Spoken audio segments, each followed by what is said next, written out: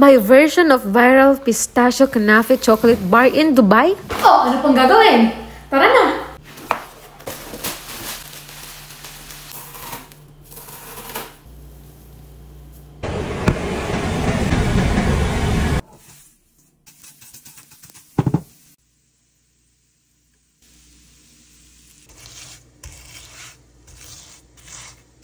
Ito na.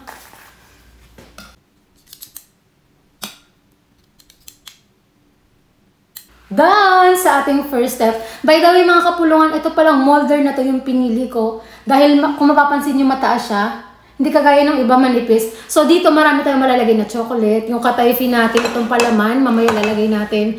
Pero sa ngayon, ilagay muna natin sa freezer. So, let's go. At dahil na-freezer na natin, idagdag na natin itong ating katayfi. So, ilagay na natin. Ayan, spread lang natin. Hala! And then, last coating ng ating chocolate. Ayan. At natapos na nga ang ating final coating. So, last step, ilagay natin sa freezer at tomorrow, subukan natin. So, hindi na ako makapaghintay. Let's do this! The long wait is over! Finally, the viral pistachio kanafe chocolate bar. Moment of truth.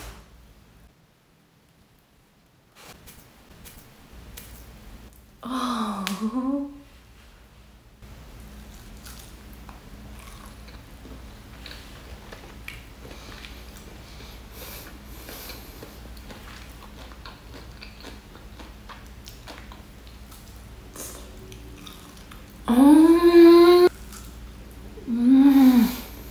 Mas lalong nakapagpasarap yung crunch, yung katayfi. Feeling ko kailangan pa natin siya i-freezer ng mas matagal para lang dun sa crunchy na.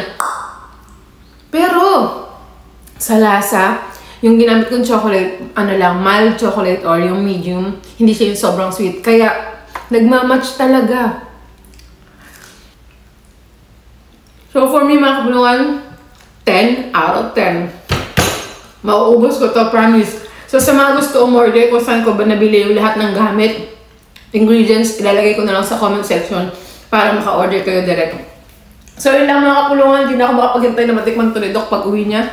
Tapos mas matigas pa to, kaya itatry ko at talagang sobra ko na-excited. Pero, ang sarap. So, yun lang. See you again in my next video. Bye!